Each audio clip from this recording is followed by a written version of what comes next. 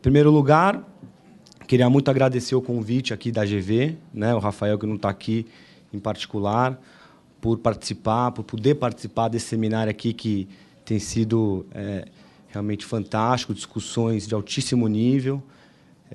Fico ainda mais honrado com o convite diante dos meus colegas aqui que compõem o painel, os professores Eduardo Greber e a professora Vera Fradera.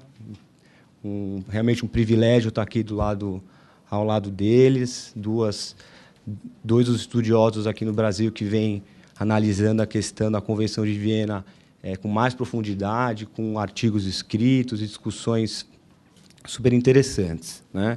O tema do painel de hoje vai ser obrigações dos vendedores e compradores, transferência de riscos e propriedade, né? Acho que a ideia é fazer um cotejo entre as regras da Convenção de Viena, com as regras existentes hoje no nosso Código Civil, apontar eventuais incompatibilidades, ver o que é diferente, o que pode ser feito em razão dessa possível incompatibilidade ou incongruência em algumas disposições. E eu acho que a gente pode começar... Eu acho que a gente pode... Como o Eduardo vai falar sobre as obrigações dos vendedores e transferência de risco, acho que a gente poderia começar com ele, professora Vera, aí depois você segue, depois a gente continua com os debates, tá? Então, já passo a palavra aqui para o professor Eduardo. Muito obrigado. I have to explain to you that I will speak in English because I was told to do that. And since I am a very disciplined person, I will abide by the book and do as I was told. Well, I do speak Portuguese, of course. But the reason that I will make my presentation in English is because all the materials were prepared in English, so this might get a little bit confusing to discuss the printed matter in English and then speak in Portuguese, so I'd rather have it just unified. Well, Vera and myself decided to split the subject between us by having the buyer's obligations and the transfer of property dealt with by myself, while the buyer's obligations and the passing of risk will be on Vera's part. So my focus will be on seller's obligations, which is going to be the focus of this presentation. A comparative approach between the CISG and national laws or Brazilian law is a perfectly valid exercise, in my view, bearing in mind that from the moment that the CISG finally becomes the Brazilian law for international sale of goods, Brazilian lawyers, judges, and business people in general will need to adapt to a new legal environment. And they will naturally look to what they have been familiar with, and that is the Brazilian Civil Code, as a reference to compare with the CISG. However, a comparison between the Brazilian Civil Code and the CISG is not always an easy task. Each of those pieces of legislation has its own structure, has its own ideology, and their provisions are not correlative, at least not as far as sellers' and buyers' obligations are concerned. Maybe not so much in terms of formation of the contract, because there are provisions which might have some parallel features, but not as far as sellers' obligations are concerned. And why that? While the Brazilian Civil Code as a civil law statute is structured as a body of abstract prescriptive measures intended to be an organic system, The CISG addresses the actual facts that may occur in the transaction governed by it, and then draws the norms necessary to remedy the problems posed by those facts, which is an approach, in my view, much closer to the common law tradition than the civil law approach.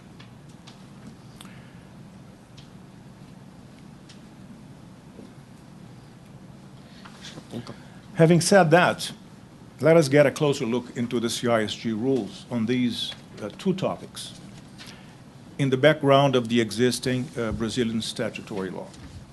This, I think, will help us understand why and how the adoption of the CISG will be useful for the international sale of goods by Brazilian exporters and importers in view of the clear-cut set of applicable duties that will leave little room to uncertainty.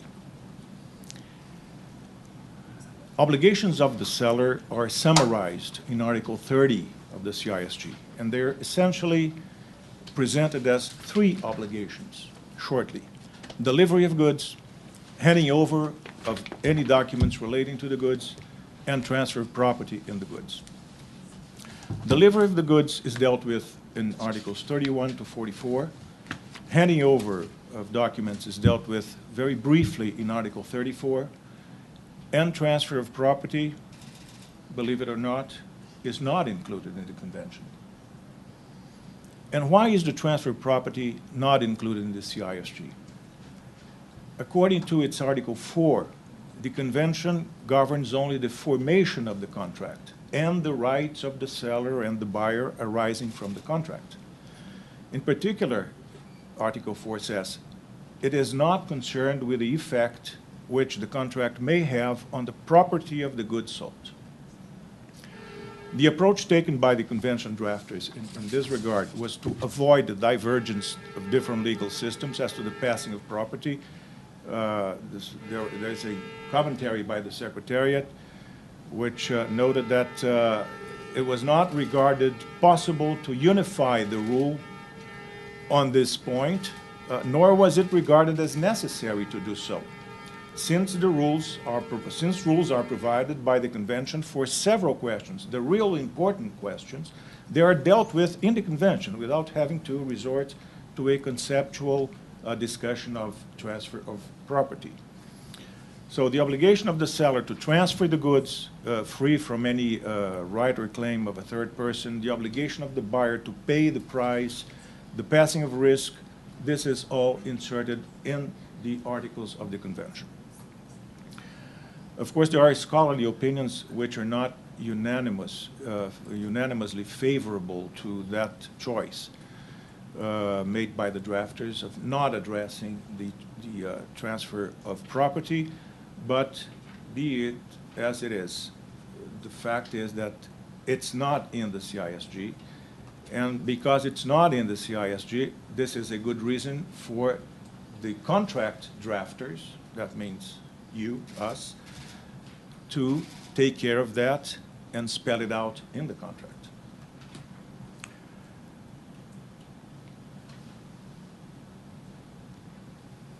I'm not sure how to. Okay, this is number 3. The obligations as to place of delivery are spelled out in the CISG basically in 3 different situations. If carriage of goods is involved, the goods must be handed over to the first carrier for transmission to the buyer. If there's no carriage and the contract relates to specific goods or to goods in a specific stock, they must be placed at the buyer's disposal in the place of manufacturing or production. And the third situation is, if none of the above applies, the goods must be placed where the seller had his place of business at the time of conclusion of the contract. The CISG norms are consistent with the Incoterms, which have similar, though more detailed rules.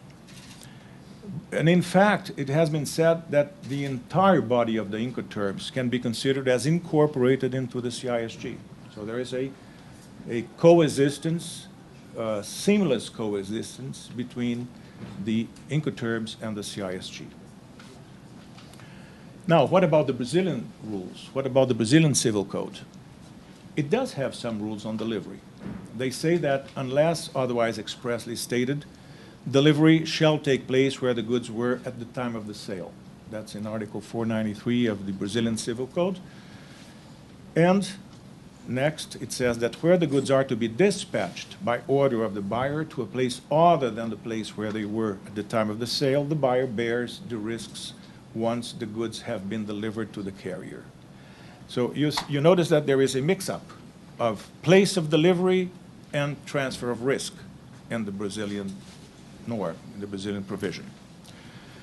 So although partly coinciding with the Incoterms, they do not encompass the several different types of delivery terms that are practiced in international trade.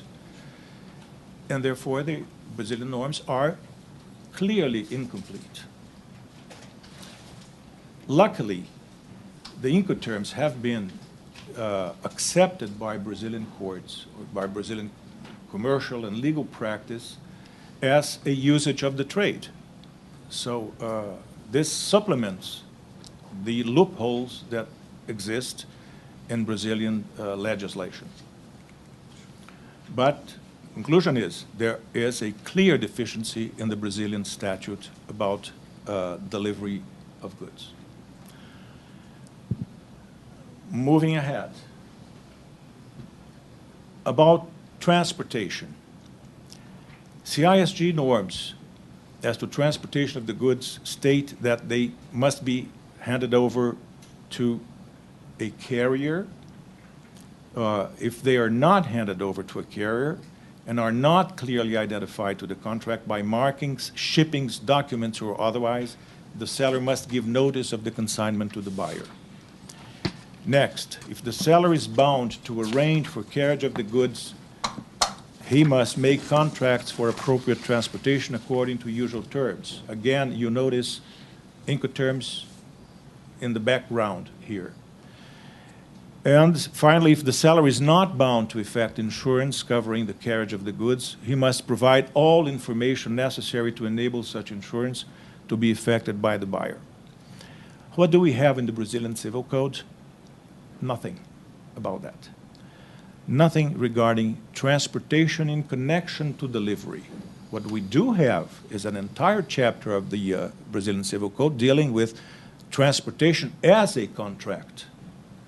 But there's nothing there that relates the transportation as an ancillary obligation of the seller. So this is uncharted waters in terms of Brazilian legislation. Regarding time of delivery under the CISG has been set as, first, the date fixed or determinable by the contract.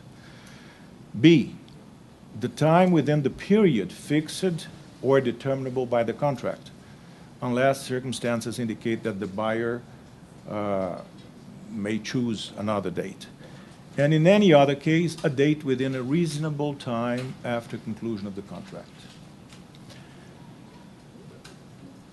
Time for delivery in sales contracts is not specifically dealt with in the Brazilian Civil Code.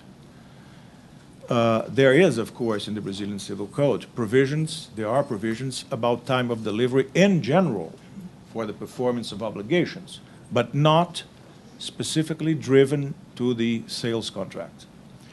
Therefore, time of delivery falls under the general rules on time of performance of obligations, which are on Articles 331 and 333 of the Brazilian Civil Code. And those norms are very vague and not easily applicable to an international sales contract. The concept of reasonability that we just mentioned a little moment ago, in the absence of contractual rules, this has been gradually incorporated into Brazilian case law. This is a fact. Some years ago, or before the 2002 Civil Code, the concept of reasonability was rather strange for Brazilian legal standards. Now, 10 years after the new code, I think we can already say that the Brazilian code has facilitated the incorporation of concepts like reasonability. So there is already in case law a good understanding and good utilization of that concept. However, reasonability is an open concept, and it gives rise to a certain extent of uncertainty in the international sales contract.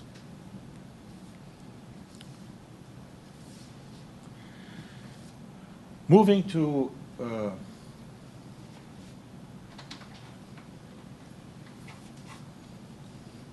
excuse me, we need to say something about the seller's obligations in regard to documents.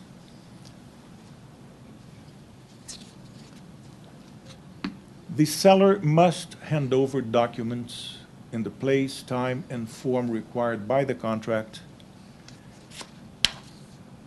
And if there is an anticipated delivery, eventual imperfections in the documents may be cured. Of course, if this does not cause inconveniences to the buyer.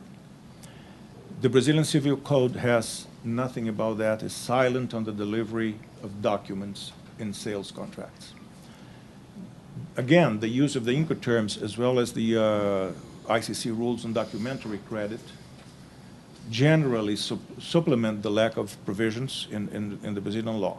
However, this gap is, again, a source of legal uncertainty in international sales contracts, which are governed, when they are governed purely under Brazilian law.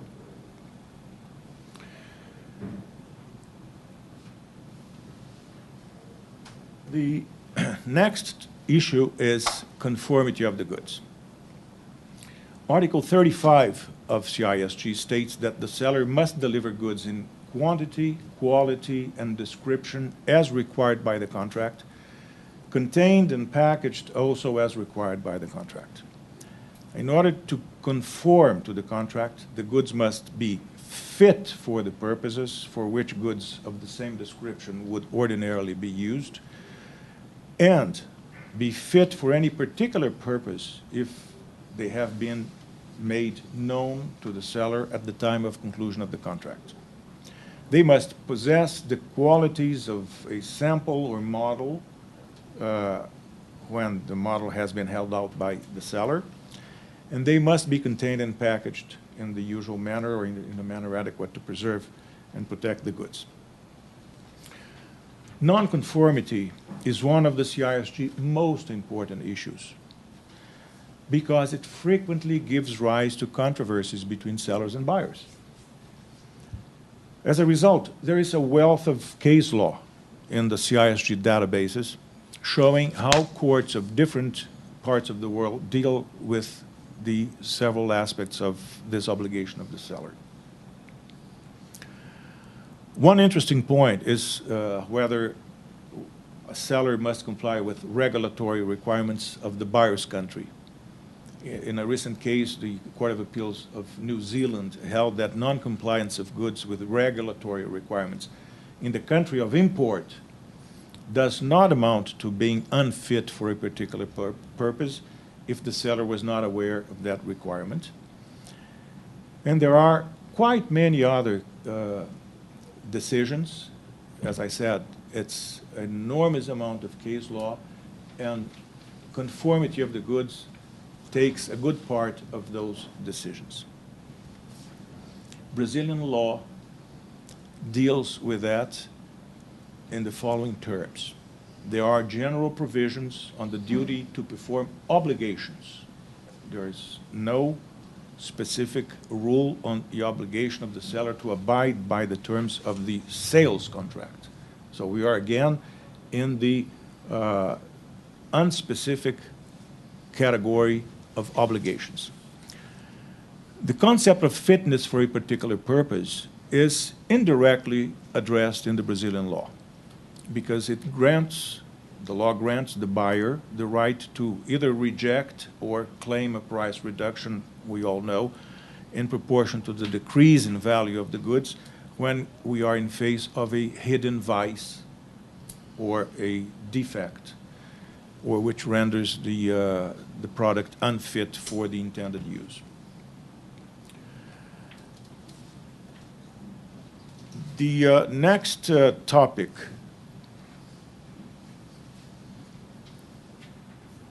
in this case has to do with the liability that results from nonconformity. The convention says that the seller is liable for the lack of conformity of the goods to the contract at the time when risk passes to the buyer, even though the lack of conformity becomes apparent only after that time.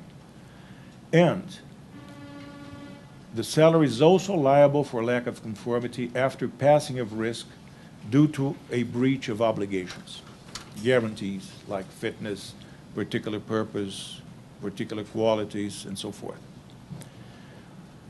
However, Article 35 excludes the liability of the seller resulting from lack of conformity if at the time of conclusion the buyer knew of the lack of conformity. And this is one of the very often disputed aspects, because oftentimes a seller will raise the argument that the buyer was aware of the nonconformity because they had previous dealings between them, they had similar transactions, and therefore the seller says, well, he knew, the buyer knew that this was the characteristic of the goods. There is case law in several instances in world courts stating how this should be interpreted. I'm not going to the details of that because remedies is not part of our subject, but this is a situation that very often is disputed in courts and in arbitration proceedings.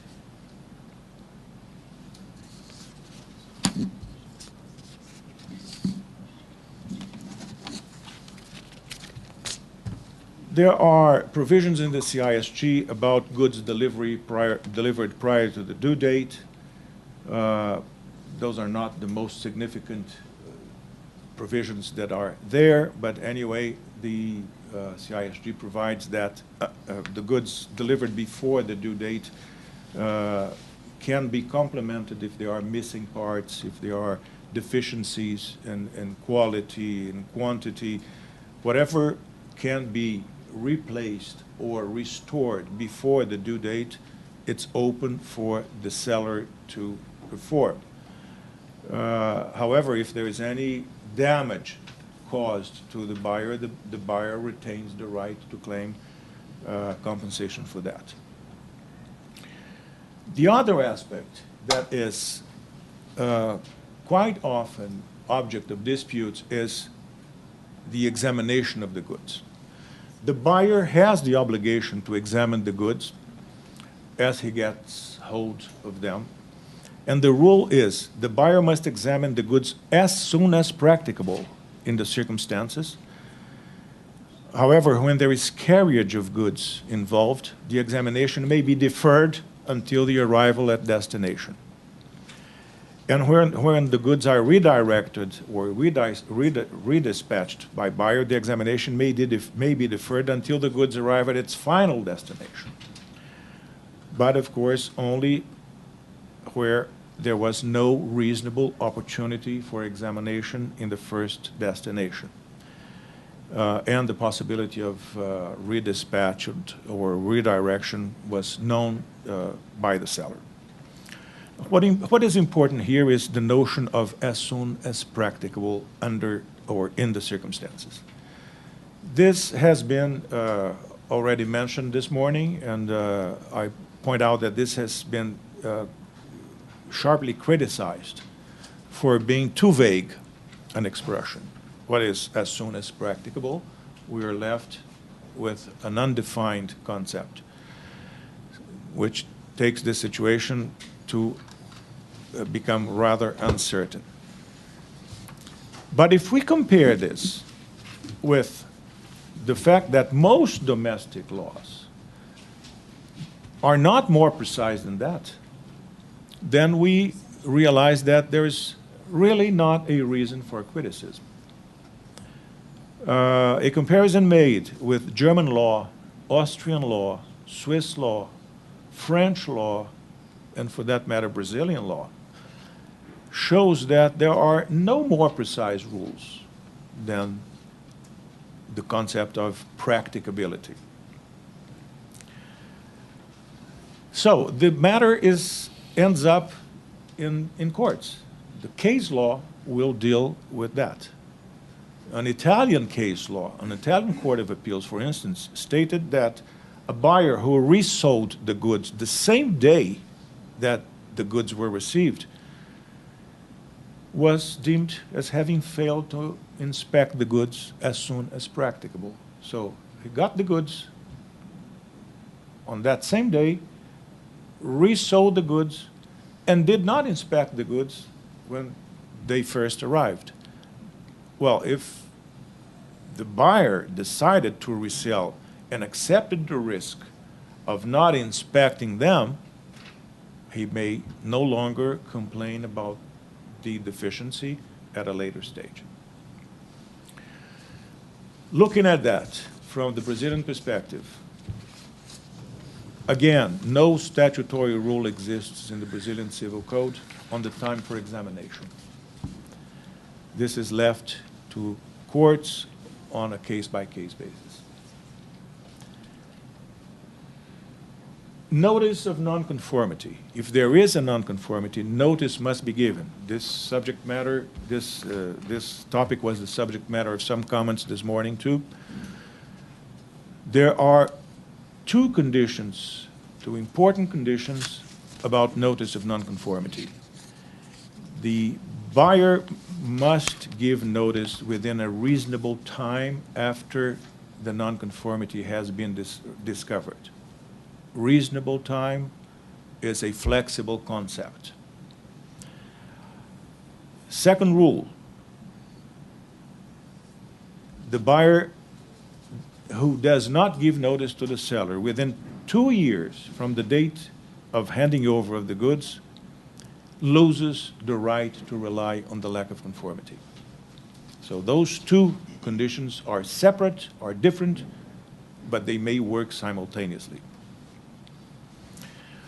This is also one of the issues of the CISG that frequently raises disputes that end up in national courts of the member states, and there are several examples of discussions about that. In Italy, for instance, a Court of Appeal decided that more than 2 months after delivery is not reasonable. So in a way, it has been understood that sometime in the range between 1 and 2 months has been deemed by national courts of several different countries as the limit of reasonability. Now, this morning we heard wise words that depending on the case, this may change. There are situations where 2 months may be just too long a time, and in other cases it might be too short. However, there is a certain leeway, a certain flexibility that courts employ in evaluating what a reasonable time is for that. The French Court of Cassation ruled that the 2-year time limit laid down in Article 39 applies to a complaint for lack of conformity, but not for the buyer to bring action against the seller. So again, note that these are two separate things. Notice of lack of conformity, of nonconformity, is one thing.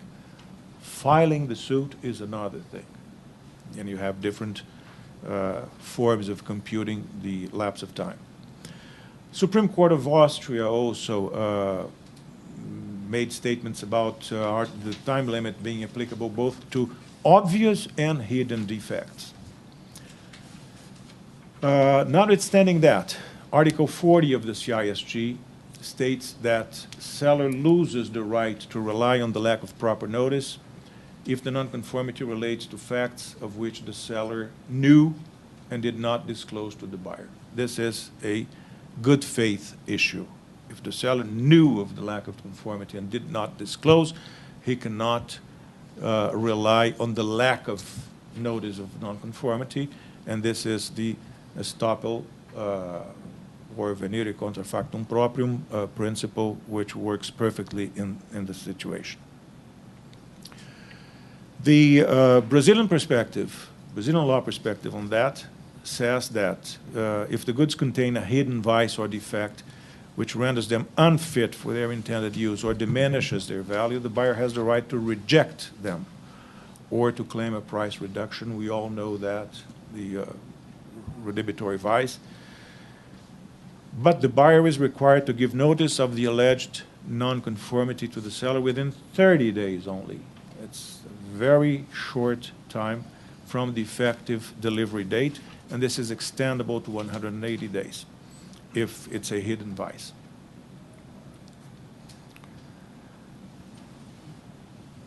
Provisions about the third-party rights or claims on the merchandise, on the goods. The CISG states that the goods must be free from any third-party right or claim. First rule. Second rule, must be free from third-party right or claim of industrial or other intellectual property of which the seller knew. Attention to that. The seller is supposed or would have to be aware of the third-party right or claim regarding intellectual property. In terms of intellectual property, but in terms of general property, there is no requirement that the seller had previous knowledge of that. In other words, the seller must guarantee that the goods sold are free from third-party claims regardless of any other condition.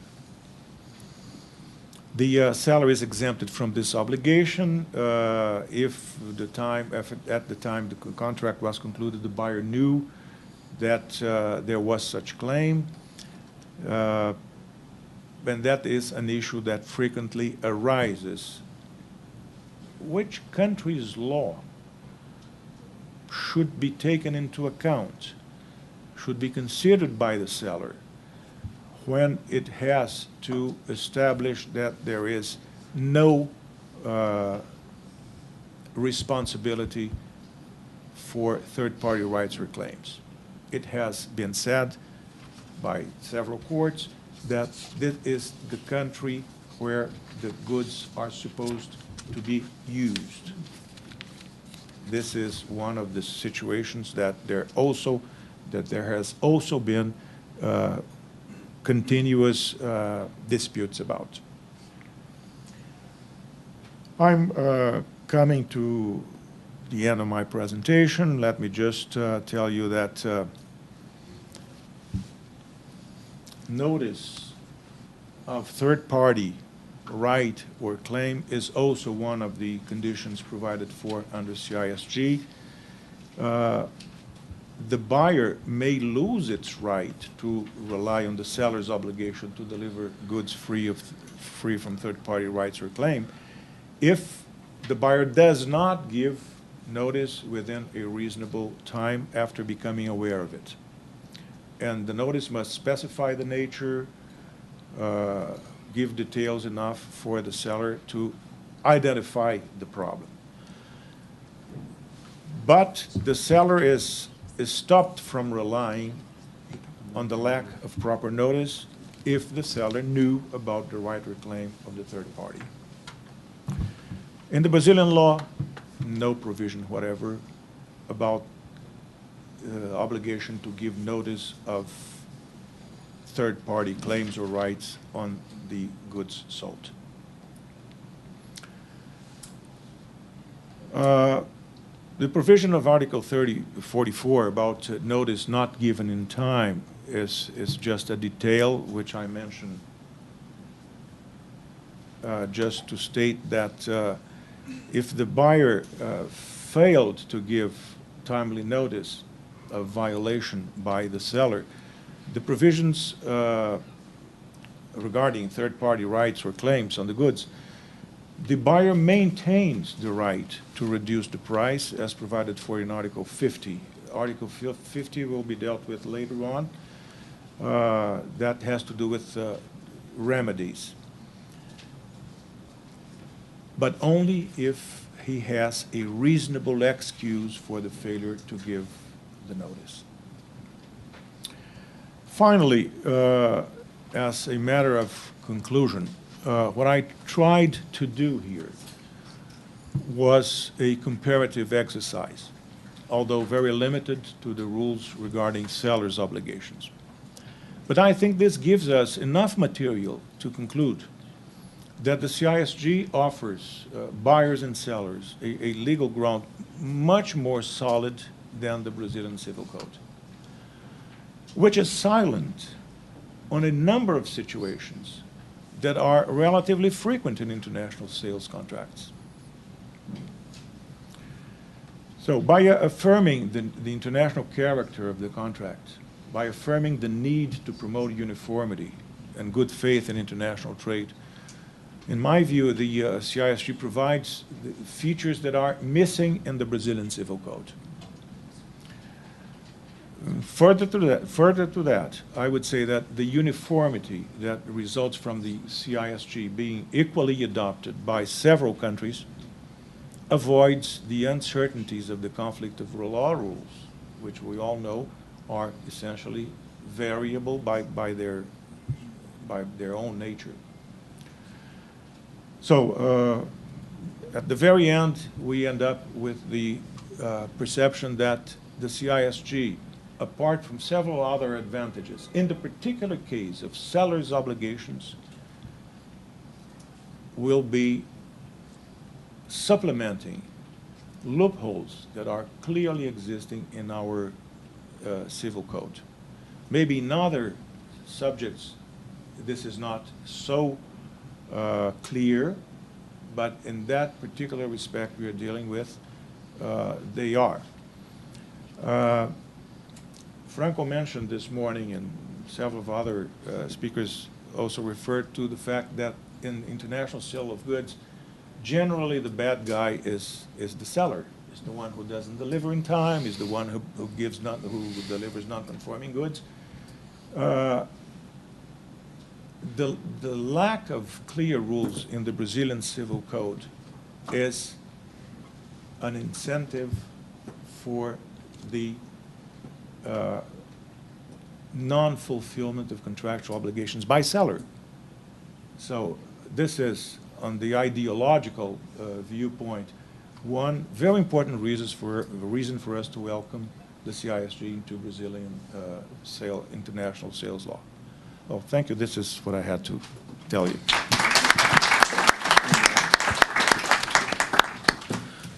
Muito bem, queria agradecer o Eduardo, apresentação muitíssimo clara, didática, acho que acho que todo mundo aprendeu bastante aqui.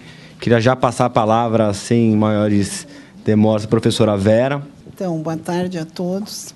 Eu vou copiar o que o Zanetti fez hoje de manhã, mas eu vou saudar todos os professores, colegas aqui, na pessoa da professora Perales, porque realmente ela veio de tão longe, tem uma vida agitada lá, aulas, etc., e nos deu esse tempo dela, que é muito precioso, e nós agradecemos, realmente foi ótimo, espero que venha mais vezes, com mais tempo. Também agradeço a presença de dois meus ex-alunos aqui, que eu fiquei muito emocionada ao vê-los. Eu sou a good girl, porque ele era o bad guy, mas eu também penso que essa hora que nos tocaram os bad boys são eles, porque depois do almoço não tem sono, né? Então, a gente tem vantagem, pode dizer qualquer coisa, não está meio no limbo, assim, no limbo, não sabe bem se é verdade ou não. Mas, como depois a gente vai ter que ser perguntado, então é melhor falar a verdade. Eu vou falar bem a verdade, que não é o meu estilo. Então, eu vou começar o contrário do que eu tinha imaginado. Eu sempre faço isso, eu faço de um jeito, depois eu vejo que é diferente. Do avesso, como eu digo. Vou começar pelo avesso e depois vou para o lado direito. Depois da exposição tão clara e tão assim, bem determinados pontos, aspectos do professor Eduardo, eu fico um pouco constrangida porque eu preparei algo mais a título de pensar aspectos que eu considero mais polêmicos. Porque o que não é polêmico, o tempo é pouco, eu não posso me deter nisso. Apesar de que as partes mais importantes nessa polêmica o próprio Eduardo já apontou. Então, eu vou, em primeiro lugar, dizer que, nesse tema nosso, se reflete aquilo que é a marca da convenção. A convenção, em primeiro lugar, ela privilegia a autonomia das partes. Esse é o enfoque que mais me impressionou quando eu comecei a estudar a convenção, porque no Brasil sempre houve déficit de autonomia, em tudo, em todo lugar. E, quando eu conheci a convenção, era jovem, entusiasmada, digo, não, mas esse é o lugar certo, porque tem autonomia, cabe às partes, e realmente é um grande lugar para a autonomia. E outro aspecto também de toda a convenção, mas, sobretudo, nesse nosso tema aqui, é o aspecto da cooperação. A cooperação entre as partes. Um é o bad guy, a outra é o bonzinho, mas igual entre eles, pela convenção, há necessidade de cooperação. E, como me toca falar do comprador, eu vou explicar, e isso é óbvio, né, que duas são as grandes obrigações do comprador em qualquer lugar do mundo: é pagar o preço do bem e receber a mercadoria. Agora, isso são as obrigações explícitas, mas existem obrigações implícitas que podem derivar de várias fontes. A natureza do contrato, né? Um contrato que precisa de seguro, um contrato que precisa de um transporte longo, terrestre, marítimo, esses transportes multimodais, como todo mundo conhece hoje em dia. Então, os contratos de distribuição, existem regras próprias que a convenção não aborda, mas que podem depender do direito interno ou até de outras convenções, outros contratos que as partes tenham, a informação sobre determinados planos para aquele assunto que eles contrataram, enfim, uma série de deveres ou de obrigações que cercam cada contrato. Nenhum contrato é tão simples que ele possa se resumir só em pagar e receber, né? Isso acontece no consumo, que toma cá e dá lá, né? Nos contratos, principalmente internacionais, eles levam um longo tempo para serem estruturados, serem configurados. As partes trocam inúmeras correspondências. Hoje é mais fácil, porque é tudo por e-mail, mas, mesmo assim, há um tempo longo. Tanto é que existe um número grande de jurisprudência, porque a fase até das tratativas já tem problema, né? Mas essa fase das tratativas ainda não se chegou ao consenso, que também seria apanhada pela convenção. Segundo o livro que tive a honra de ser professora dele, o Francisco Pinhata, e co-orientado pelo professor Witz, caberia também, na fase pré das tratativas, a convenção. Mas tudo isso cerca um contrato internacional. Então, é uma maneira simplista de dizer que as duas grandes obrigações são pagar o preço e receber a mercadoria. Bom, há também um outro ponto que a gente não tocou aqui, que, infelizmente, os países da América Latina, Centro-América, né, os latinos, são internamente muito sujeitos a questões administrativas. Tudo é complicado, licença disso, licença daquilo, o problema das divisas. Enfim, nós, até o Brasil, depois do que o Collor foi ruim para muita coisa, mas, nesse ponto, ele foi bom, porque abriu o comércio e liberou as amarras que nós tínhamos, tornamos um país industrializado e com capacidade de importar, exportar, etc., o que não acontecia antes. mas a maioria dos países americanos do Sul tem muitos entraves, e isso cabe também ao comprador, quando ele for pagar o preço, ele se ocupar disso. E, se ele não fizer isso corretamente, pode ser considerado uma violação ao contrato, e o contrato pode ser resolvido. Agora, como é que se paga o contrato? É com alguma coisa muito importante chamada moeda, né? Então, a moeda é um dos elementos importantes do pagamento, que é uma obrigação principal do comprador. Com relação à moeda, a CISD, sabiamente, não faz nenhuma referência sobre a divisa, qual é a moeda que vai ser utilizada no pagamento. Porque, imaginem, nós vamos ser o Brasil o 79º país que vai aderir à convenção. Se a convenção fosse se preocupar com a moeda, viria um caos, porque tem país de todo tipo que também ratificou a convenção. Então, por isso que ela silenciou sobre isso. Mas, nesse ponto, também, a doutrina é unânime, eu consultei muitos autores, todos dizem que, nesse ponto da divisa, vai dominar o princípio fundamental, que é a vontade das partes.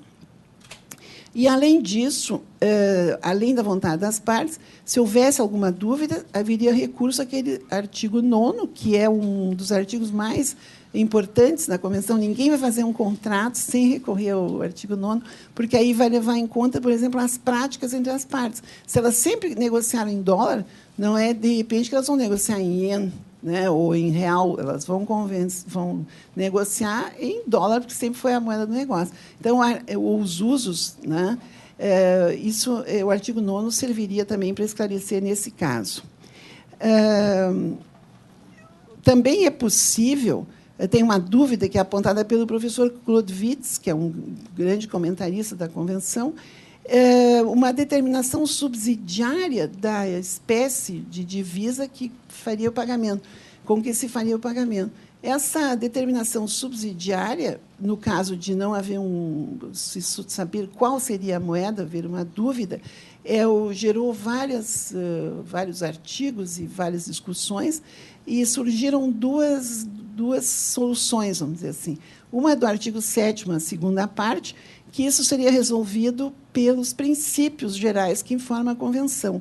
E outra seria a incidência do direito nacional que, acionado a lei de conflito, diria qual seria a moeda do pagamento. Então, ele dá o exemplo que, o caso ocorrendo na França, a moeda de pagamento é determinada pela lei do lugar da execução do contrato.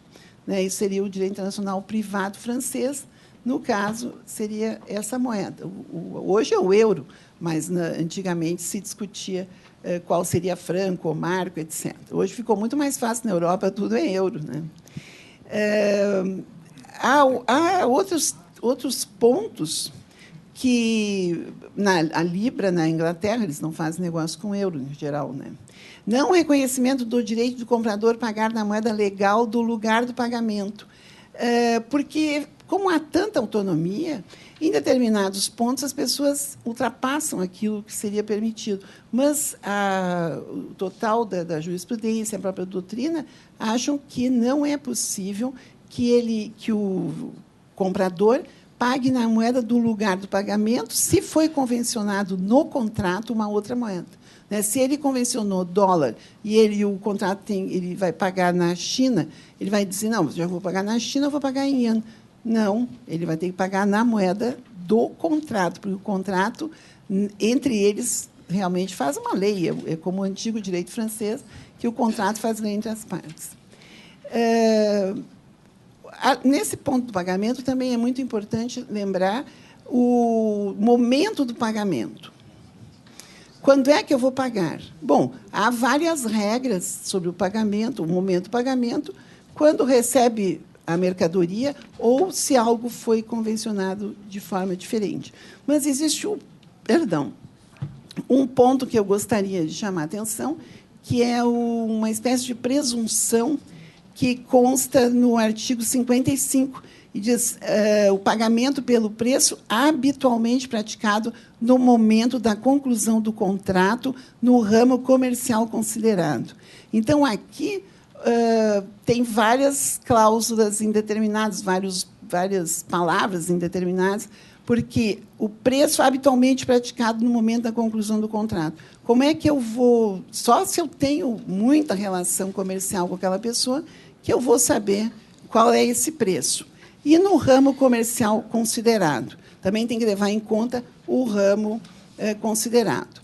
Normalmente, no direito interno, se alguém, às vezes, negocia, é possível no direito brasileiro, que foi bastante invocado, e em quase todos os direitos, que o contrato, o preço pode ser determinado ou determinável, né? Isso é uma regra quase universal. No direito, no âmbito da convenção, se eu falar, por exemplo, que o preço da mercadoria vai ser determinado pelo preço de mercado, pode dar certo muitas vezes, mas muitas vezes também pode não dar, porque determinadas mercadorias não têm preço de mercado. Então, há um exemplo muito interessante, que é das turbinas de um avião, no caso Pratt versus Malev, né, que não há preço de mercado para turbinas. Então, foi a decisão foi essa, não há preço de mercado, esse não pode ser critério para o pagamento. Outra forma de fixar o preço, isso está na convenção, é pelo peso da mercadoria, né? Então, esse também cabe naquela regra do artigo 14.1, segunda frase, preço determinável. Então, vai ser determinado no momento em que se pesa a mercadoria. Antes, fica escrito no contrato que o preço será de acordo com o peso da mercadoria. Não só a moeda e não só como vai se estabelecer o preço são problemas para o comprador. Existe também um outro problema sério, que é o do lugar do pagamento. Essa é uma regra que, no direito interno, não tem tantos problemas. Nós seguimos um sistema clássico, né, as dívidas portáveis e as dívidas querráveis ou quesíveis, né, de ir buscar o pagamento ou de levar o pagamento. Aqui na Convenção, o artigo 57, a linha 1A, diz: o lugar do pagamento será o lugar do estabelecimento do vendedor. Ou, quando for convencionado o pagamento mediante a entrega das mercadorias ou dos documentos, no local dessa entrega. Então, em princípio, é uma dívida portável, né? Mas, como a vontade das partes é que determina a relação entre as partes, isso poderá ser abordado, mas vai ter consequências sobre as despesas com o pagamento, dependendo, né, se o credor vai buscar o pagamento, ele vai ter despesas, né?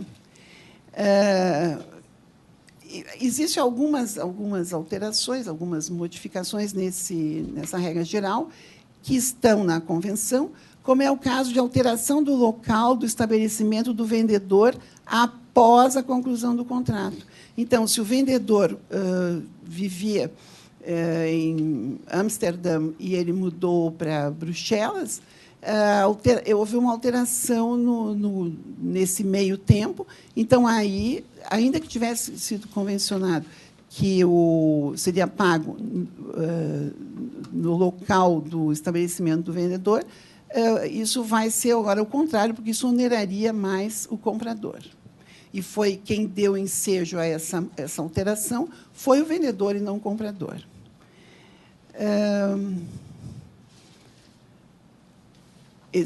Tem muito detalhe esse tema e nós não temos tempo para isso. Então, eu vou ficando assim meio só na regra geral. O tempo do pagamento é o artigo 58 da Convenção que vai nos dar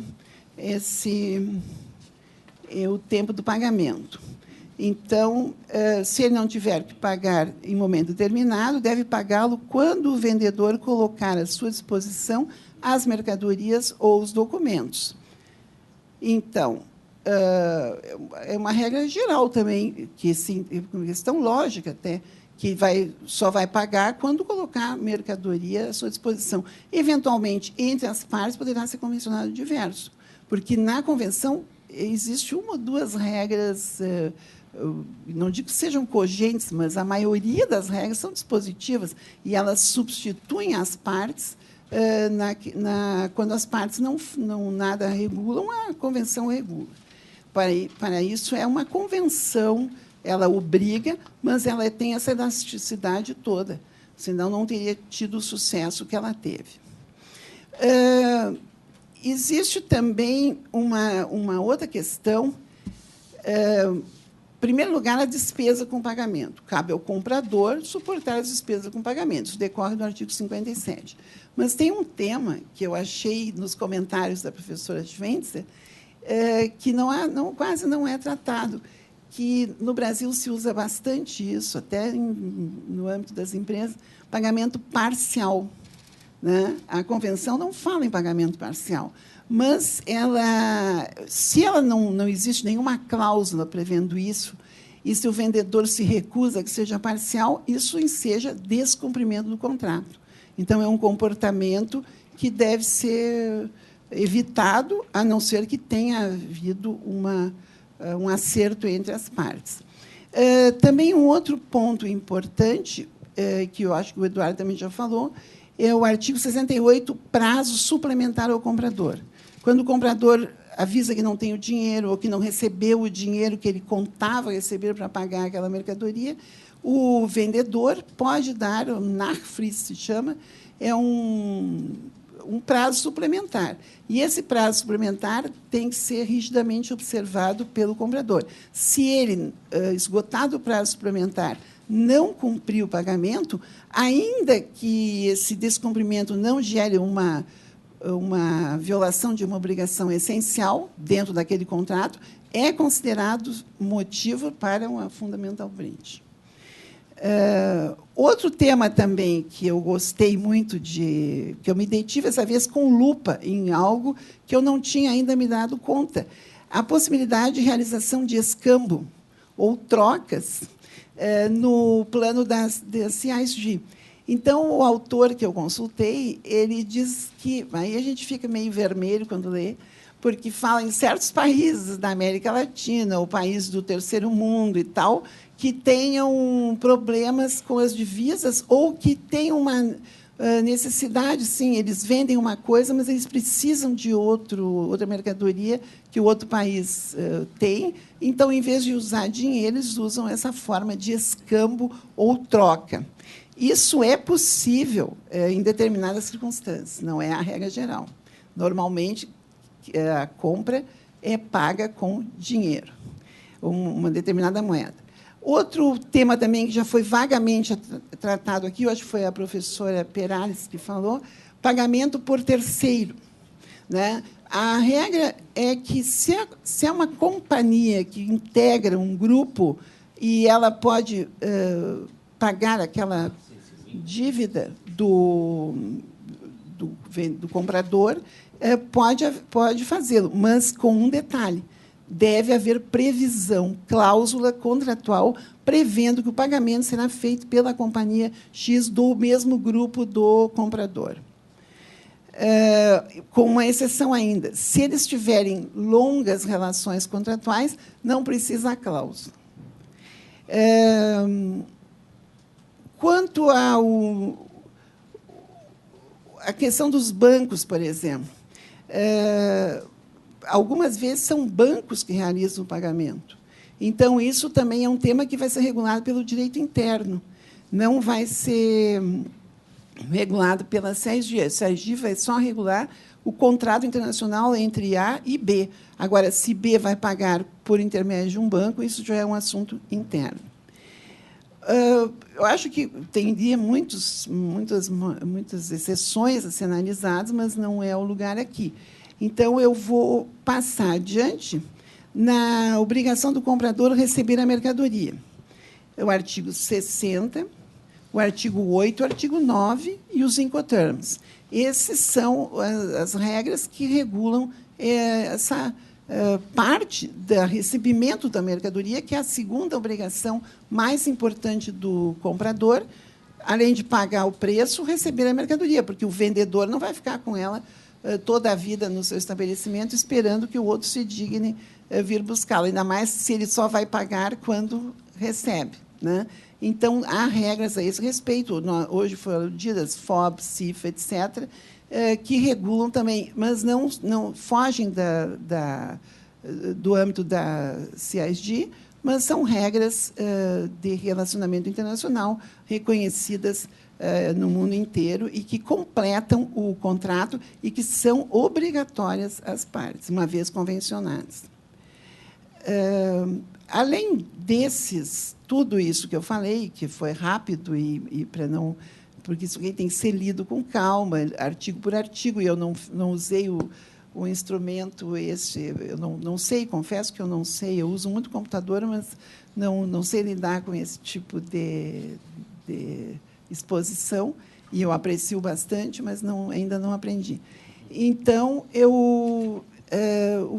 depois que eu falei que é uma relação de cooperação, e expus só nessa pequena parte aqui de pagar o preço, receber a mercadoria, todos esses, só apontei parcialmente tudo que há sobre isso. Se a gente quisesse fazer um resumo, pode-se dizer em 2 palavras: dever de colaborar e de informar. São 2 deveres, não são obrigações. Obrigações são aquelas pactuadas. Os deveres estão acima das partes. Eles fazem parte da convenção como uma espécie de base para o comércio internacional, que, se não há cooperação e se não há informação, a relação contratual não chegará a um cumprimento perfeito, porque não se compreende que o comprador conheça o lugar onde está a mercadoria, quem tem a melhor qualidade ou o melhor preço, e, se o vendedor não sabe, ele pode informar o vendedor. E vice-versa, o vendedor também pode informar alguma coisa, quando for o caso, ao comprador. Então, colaboração, cooperação, informação fechariam essa relação entre vendedor e comprador. Tudo que diz respeito ao vendedor, o nosso colega aqui falou. E tocou para mim também a transferência dos riscos. Está no artigo 66 da CISD. Esse tema é um tema fascinante em qualquer sistema que vá se estudar, e, sobretudo, para os comparatistas, porque tem o modelo ideal, o modelo que alguns países adotaram, é o modelo romano, né, que só os riscos vão se transferir com a tradição. Enquanto o vendedor mantém o bem com ele é responsável pelos riscos. No momento em que ele transfere os bens ao segurador, ao transportador, e passa depois, isso passa para o comprador, esses riscos vão passando, eventualmente ao transportador, o primeiro, o segundo transportador, e depois, quando chega na mão do comprador, esses riscos ficam com ele. Por isso, a ideia dessa visão assim de manter o bem sob uma espécie de custódia do vendedor até que ele seja transmitido para o comprador, vem de um princípio dos povos comerciantes. Todos os grandes comerciantes da história, em primeiro lugar, os romanos, os ingleses, os alemães, em número 1, talvez, porque quiseram imitar os romanos, e hoje os americanos, que estão no lugar dos romanos, o latim mudou para o inglês, mas a ideia de segurança no comércio e a atração por esse sistema para quem vai comprar. Porque eu sei, se eu vou comprar uma coisa na Alemanha, enquanto eu não for buscar, o vendedor não entrega para ninguém, porque aí ele guarda o bem, porque, senão, se acontece alguma coisa com o bem, a responsabilidade vai ser dele. Então, isso se estende até à pessoa do comprador, no caso do direito alemão. Então, a CISD ela não copiou nada, ela apenas se inspirou de um sistema seguro de transmissão de riscos.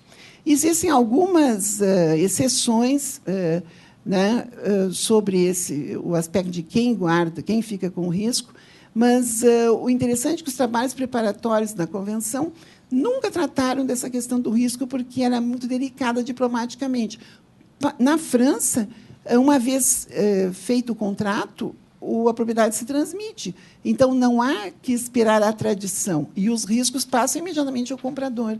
E na Alemanha, na Inglaterra, em todos os países comerciantes e a CISD, o risco fica com o vendedor até que o outro o retire. Então, o que se pode entender por risco? Eu achei uma definição interessante: perda ou dano que não se deva a ato ou omissão do vendedor. Isso no âmbito da CISG. Perda ou dano que não se deva a ato ou omissão do vendedor. Então, isso é um risco, né? Qual das partes vai suportar os riscos são as regras de transmissão de riscos, né?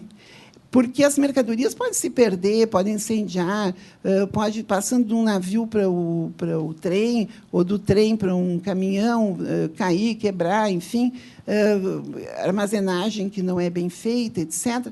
Tudo isso implica em riscos. Então, os artigos 67 e 68 determinam o momento em que o risco é transmitido. Eu também não vou ler o artigo, porque eu acho que todos têm o texto consigo. Tem um aspecto do 66 do 67 que eu gostaria de ler ainda assim, mas isso acontece em razão justamente desse aspecto da segurança. A perda ou a deterioração das mercadorias ocorrida após a transferência de risco ao comprador não a libera da obrigação de pagar o preço, salvo se for decorrente de ato ou omissão do vendedor. É o que eu tinha falado. Se, depois que entrega a mercadoria, mas no caminho ela se perde, porque não tinha seguro, não tinha nada, ele vai ter que pagar ainda assim, né? Isso é bem a responsabilidade de cada um. Não é como o nosso sistema, os juízes, por exemplo, todo mundo é coitadinho, ninguém é responsável de nada, sempre empurra para aquele que tem mais poder econômico pagar a conta.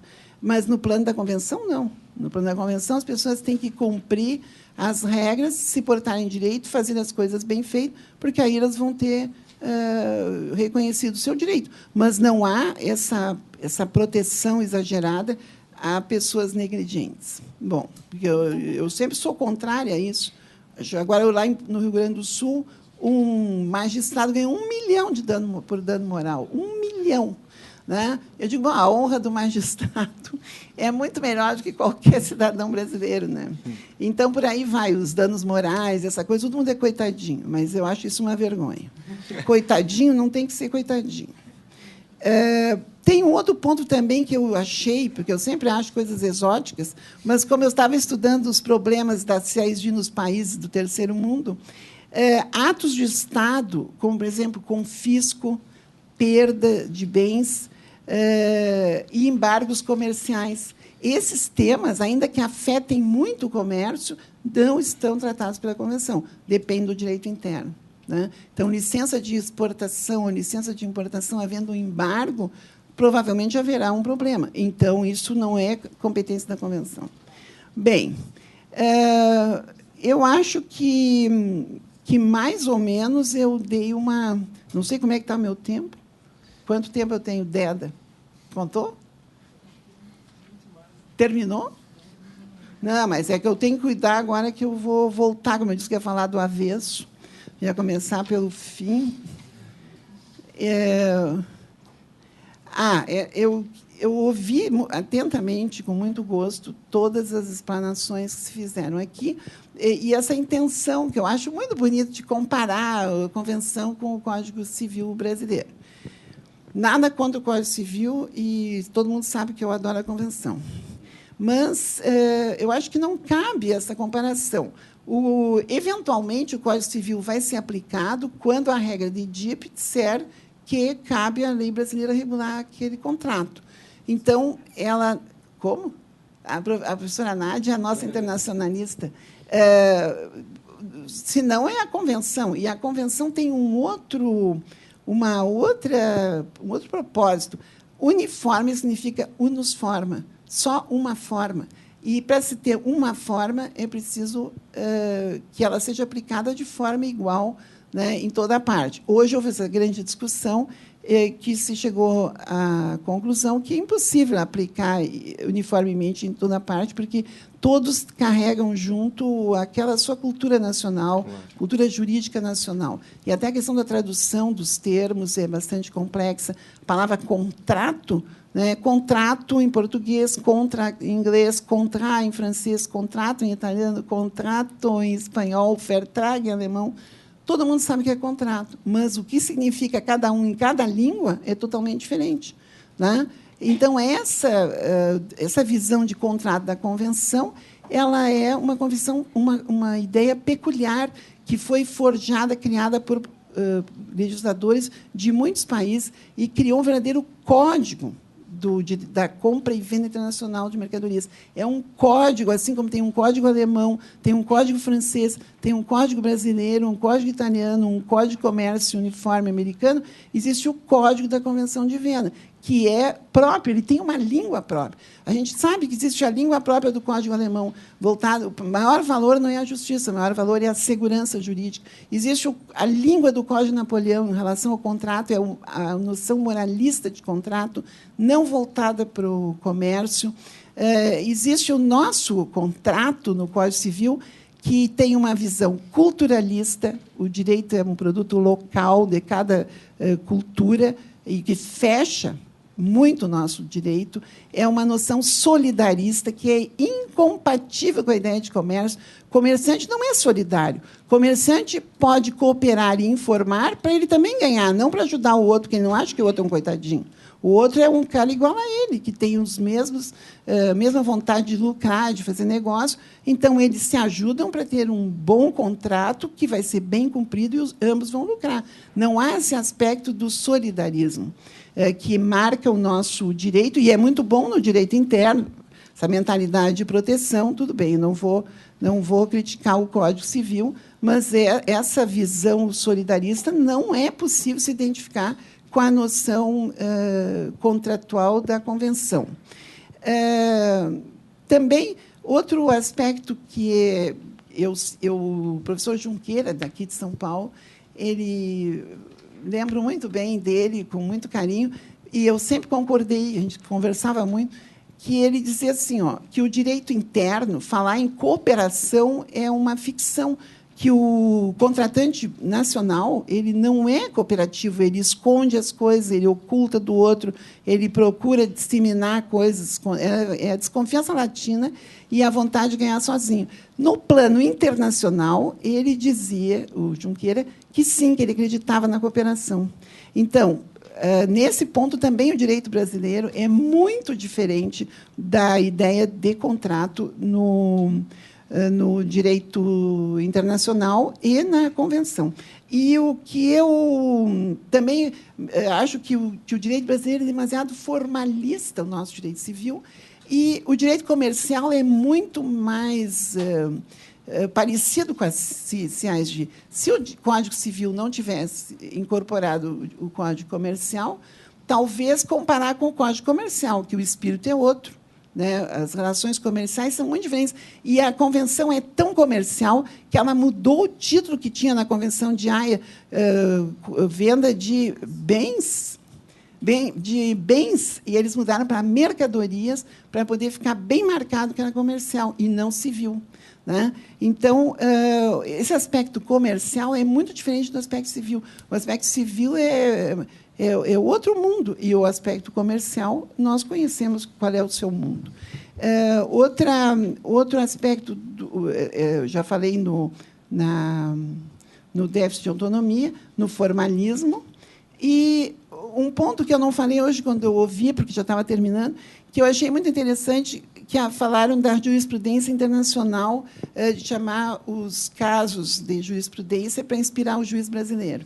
Isso é um ponto interessante, porque o Brasil tem uma tradição herdada de Portugal do bartolismo jurídico, que nós podemos sempre invocar modelo estrangeiro, porque isso é a tradição portuguesa que passou para nós. A gente tinha a lei de Bártolo, a glosa de Bártolo e Acúrcio, sem nunca nem saber onde era a Holanda, onde é que estava o Acúrcio, mas os juízes brasileiros, já na época colonial, por influência do direito português, que estavam submetidos a ele, se invocava direito e jurisprudência estrangeiros.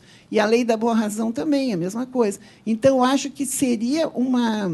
É interessante imaginar, eu não tinha nem pensado nisso, eu gostei muito dessa ideia de que o juiz brasileiro, indeciso, como é que ele vai compreender a convenção, que ele usasse a jurisprudência estrangeira para se inspirar no momento da aplicação.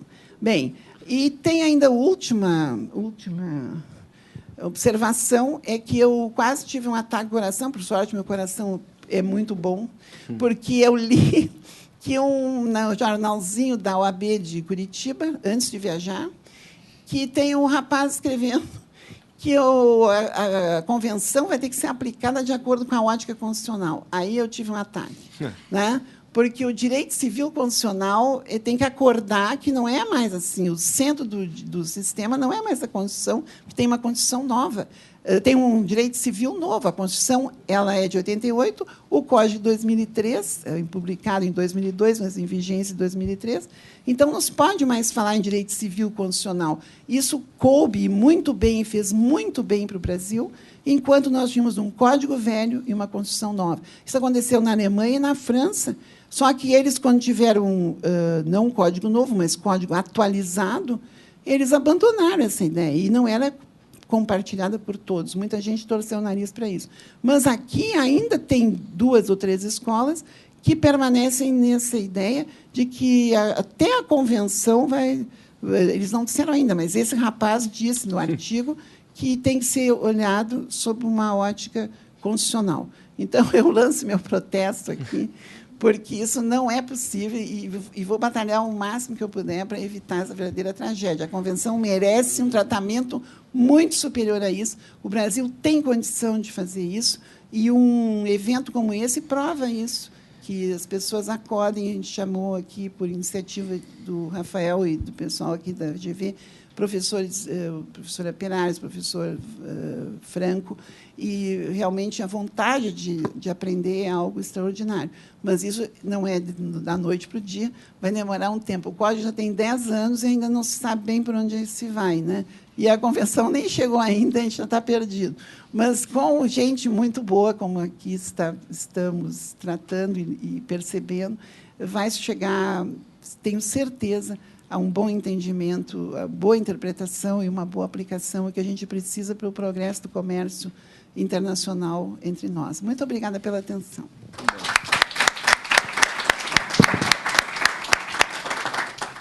Muito bem, professora Vera, muito obrigado pela... Não, ainda temos aqui temos 10 minutinhos ainda para as perguntas. Queria agradecer muito a apresentação, a aula, muito rica, em detalhes, em questões específicas, que certamente enfrentaremos quando da aplicação, quando da vigência da convenção aqui no país. Então, muito obrigado. A gente tem ainda 10 minutinhos. Eu até tinha umas perguntas prontas aqui para já disparar para os nossos palestrantes. Mas eu acho que vale a pena passar a palavra já a vocês, porque imagino que... Por favor. Alô, Cristiano Zanetti. Eu, na verdade, tenho um comentário menos que uma pergunta. Eu gostaria de me associar aos palestrantes nas observações que fizeram.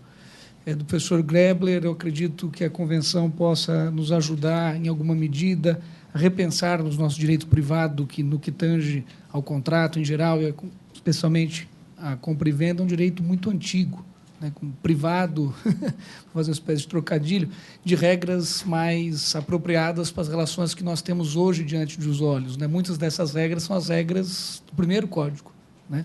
E, naturalmente, isso gera um número de lacunas expressivo, e a convenção certamente não virá preenchê-las de maneira automática, mas pode oferecer uma contribuição importante nesse sentido. Então, me associo a esse modo de pensar. Também me associo com a professora Vera, não é segredo, né? notadamente no protesto contra a tentativa de descaracterização do direito privado por força de recurso à Constituição. Às vezes fico me perguntando se o direito brasileiro só tem o artigo 5º, que é os direitos fundamentais. Um artigo muito importante, mas certamente com aquelas regras nós não vamos saber se o comprador ou vendedor deve dar notícia ou não de uma desconformidade da mercadoria, qual o prazo para notificação, por quem corre o risco da entrega, se há ou não o dever de informar.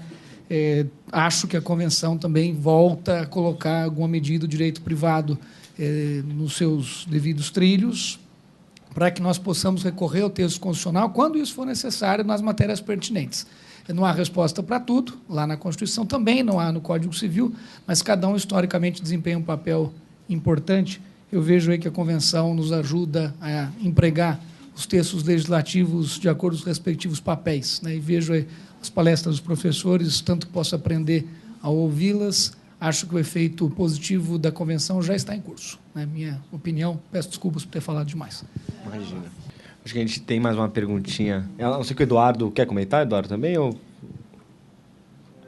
Eu acho que não há muito a comentar. Eu só talvez pegasse aí um gancho no que o Cristiano diz, no tocante à influência que a CSG tem sobre direito interno. É um fenômeno constatado, bom número de países em que a CIST colheu a ordem jurídica interna defasada em relação ao momento mais atual e influiu de maneira visível nessa modernização de padrões.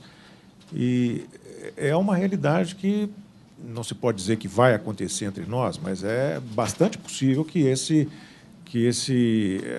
cross-fertilization aí possa acontecer, né? Então, eu acho que, de fato, é uma coisa pertinente. Eu acho que a gente está no... Acho que a gente pode dar, então, por encerrada esse painel.